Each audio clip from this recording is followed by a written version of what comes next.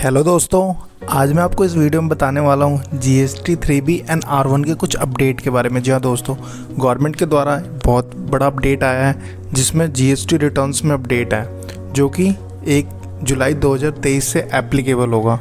तो सबसे पहले अगर आप हमारे चैनल पर नए हो तो चैनल को सब्सक्राइब कर लो एंड वीडियो को लाइक कर दो। जैसा कि आप देख सकते हो मैंने जीएसटी पोर्टल लॉगिन कर लिया है। जीएसटी पोर्टल लॉगिन करने के रिटर्न डैशबोर्ड में आने के बाद यहाँ पे आपको आना है सर्विसेज में आने के बाद रिटर्न यहाँ पे tax liability and ITC comparison, इस पे आपने क्लिक करना है।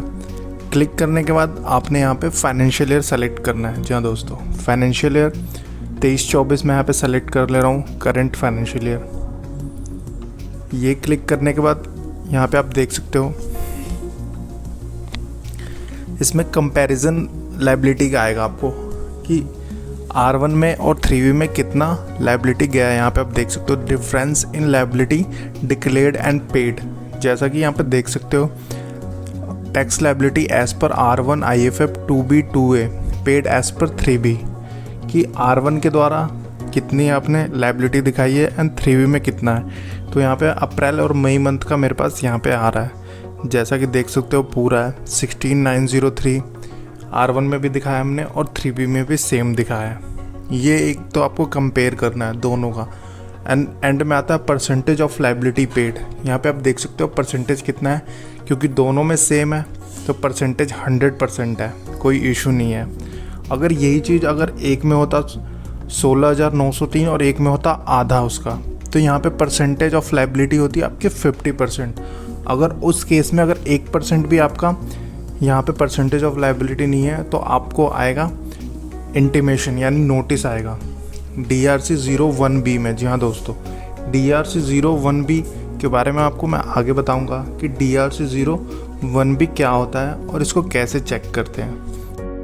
DRC 01B में जो आपको इंटीमेशन आएगा वो इसके डिफरेंस परसेंटेज का ही आएगा। जी हाँ दोस्तों, अगर आपका परसेंटेज यहाँ पे 100% नहीं होगा, 90% होगा या 99% होगा, उस रीज़न से आपको DRC 01B में इंटीमेशन आएगा। तो आगे आप बने रहे वीडियो में आपको बताऊंगा कि उसको कैसे चेक करना है एंड उसका कैसे आपको पेमेंट करना है। जी हाँ दोस्तों, तो सबसे पहले आप यहाँ पे देख सकते हो आपको आना है दोबारा से सर्विसेज में आने के बाद आपको आना है रिटर्न में आने के बाद यहाँ पे आप देख सकते हो रिटर्न कंप्लायंस में आने के बाद यहाँ पे आप देख सकते हो लायबिलिटी मिसमैच DRC 01B। इसको व्यू पे आपको क्लिक करके यहाँ पे चेक करना है। DRC 01B यह आपका इंटीमेशन है, जो डिफरेंस का आपको गवर्नमेंट इंटीमेशन इशू करेगी आपके रजिस्टर्ड मेल आईडी पे, आपके मोबाइल नंबर पे। उसको यहीं से आके आपको इस प्रोसीजर के थ्रू चेक करना। यहाँ आने के बाद आप देख सकते हो मेरे केस में यहाँ पे लायबिलिटी मिसमैच DRC 01B यहाँ पे कुछ भी नहीं है। जी हाँ दोस्तों, यहाँ पे अभी तक कुछ भी नहीं आया, लेकिन अगर आपके पास आएगा तो आपका पूरा यहाँ पे डिटेल्स यहाँ शो होगा। आपने कैसे चेक करना है, रेफरेंस नंबर के थ्रू चेक कर सकते हो, रिटर्न पीरियड स्टेटस के जरिए चेक कर सकते हो। तो आपके पास अगर इंटीमेशन आएगा तो इंटीमेशन DRC 01B आपको यहाँ पे शो होगा, जो कि 2 पार्ट्स में होगा। तो चलिए मैं आपको यहाँ पे बताता हूँ कि जो गवर्नमेंट की तरफ से नोटिफिकेशन आया है, गवर्नमेंट ने क्या क्या चीज़ उसमें इशू करा है, मैं सारी चीज़ें आपको यहाँ पे इस PDF में दिखाने वाला हूँ दोस्तों। तो जैसा कि आप देख सकते हो यहाँ PDF ओपन हो रहा है, थोड़ा प्रोसेसिंग में है। PDF में सारी डिटेल्स आएगी कि क्या क्या उसमें कैसे प्रोसीजर है, कैसे आपको विद इन कब रिप्लाई करना है। जी हाँ दोस्तों, इसका इंटीमेशन का रिप्लाई आपको 7 दिनों के अंदर में करना होगा। जैसा कि आप देख सकते हो यहाँ पे कुछ पॉइंट्स हैं, जो पॉइंट्स आपको ध्यान में रखने हैं।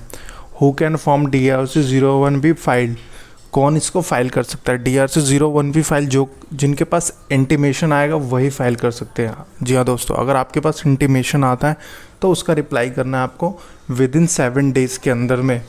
जो भी आपको रीज़न देना है कि किस वजह से आपका डिफरेंस है, liability as per R1 as per 3B के अकॉर्डिंग क्यों है डिफरेंस, उसमें आपको पर्टिकुलर 6-7 रीज़न देगा।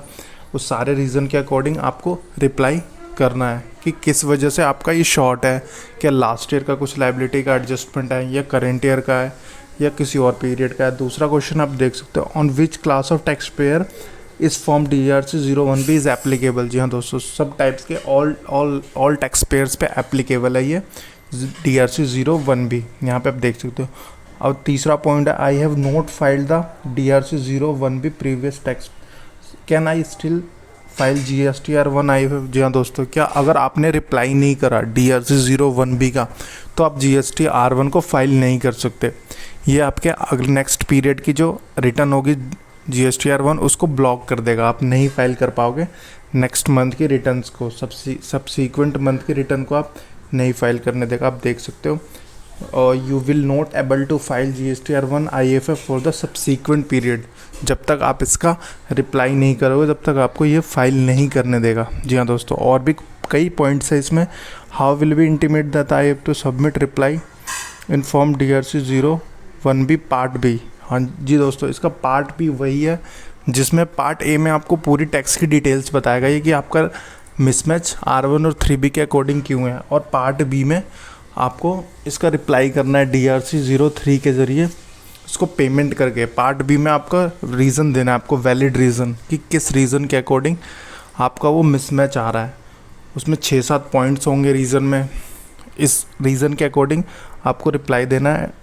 And can form DRC01B part be filed monthly और क्वार्टरली। अगर आपका रिटर्न मंथली है तो आप मंथली कर सकते हो, क्वार्टरली है तो क्वार्टरली कर सकते हो। अकॉर्डिंग टू आपका फ्रीक्वेंट क्या है रिटर्न का, उसके अकॉर्डिंग आप इसको रिप्लाई फाइल कर सकते हो।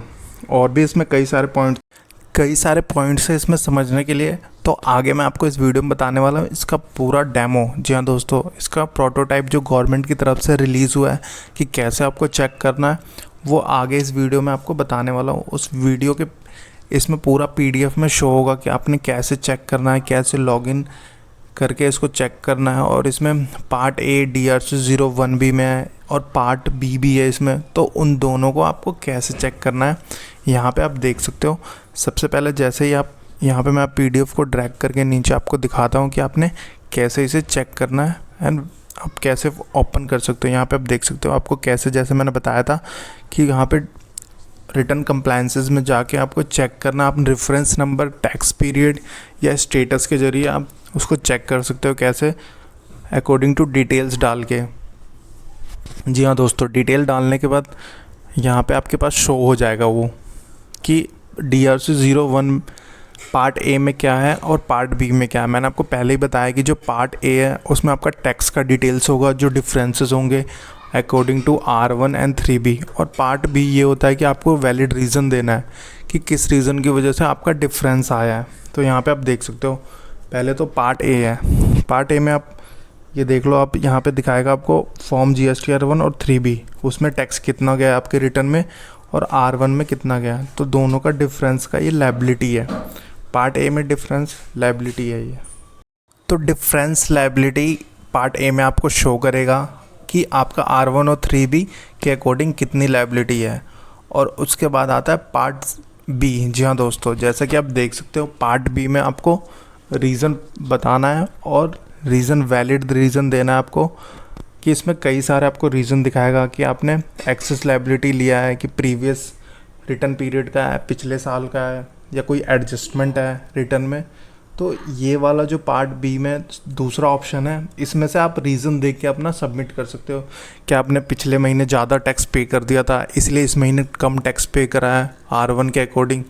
तो जो भी आप रीज़न है उसमें दे सकते हो। अगर आपका कोई भी रीज़न नहीं है, वैलिड रीज़न नहीं है, कोई भी आपके पास गलती हुई है आपसे R1 और 3B में, तो आपको उसकी पेमेंट करनी होगी DRC03 में। जी हाँ दोस्तों, DRC03 में पेमेंट करके इसमें आपने रिप्लाई करना है। इसमें देख सकते हो कई सारे रीज़न्स हैं। अगर कोई भी रीज़न नहीं समझ में आता तो एनी अदर रीज़न में आप डाल के, जो भी एक्सप्लेनेशन ज़रूर डालना है यहाँ पे आपको देख सकते हो, एक्सप्लेनेशन डाल के आपको बताना है कि हमारा ये डिफरेंस GSTR1 एंड GSTR3B में क्यों था।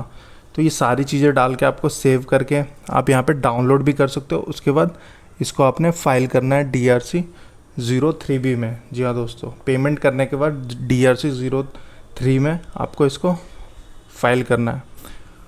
तो आप देख सकते हो इसमें सारी चीज़ें मैंने आपको कैसे बताया है।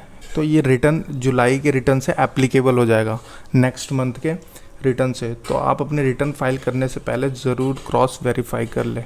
थैंक यू दोस्तों।